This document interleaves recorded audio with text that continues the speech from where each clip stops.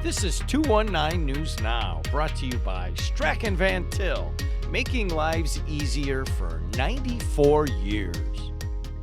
I'm Andrew Garcia, and this is your 219 News Now. Powerboat racers from around the world will make their way to Northwest Indiana for the 15th annual Great Lakes Grand Prix this weekend with an estimated 70 race teams competing. We got lucky, we got tied in with some good promoters, and the thing, as you know, has just taken on a life of its own, said LaPorte County Convention and Visitors Bureau CEO Jack Arnett. The boats, capable of traveling more than 150 miles per hour, will start hitting the water for testing and then racing Saturday from 10 a.m. to 4 p.m.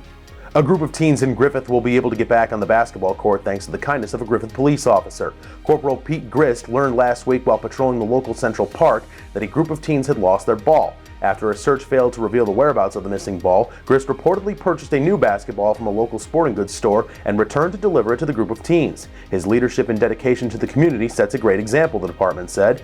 Officials say that Donnell Davis has been charged with the November 7th beating death of fellow inmate John Taylor at the Westville Correctional Facility. He is charged with murder and aggravated battery involving the death of Taylor, who was found to have died from blunt force trauma. Surveillance video revealed Taylor engaged in an altercation after entering the bed area of Davis. Taylor was seen walking to a bathroom holding the back of his head, and Davis walked in the bathroom several times.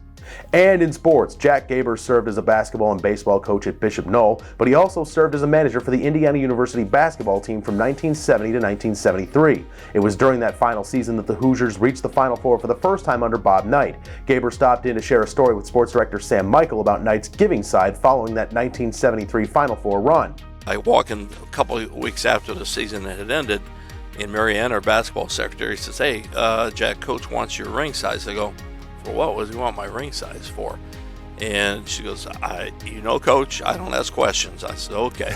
So she measured me up. And the greatest surprise was at the basketball banquet. They gave out the rings for the Final Four, and I got one. It was a Big Ten championship ring, and I have locked them in a safe right with my wedding ring there. Two very important rings to me. And, that's the side of Coach Knight that nobody really ever knew. To read up on more local news and headlines, visit jed-tv.com and nwi-com. I'm Andrew Garcia, and this has been your 219 News Now.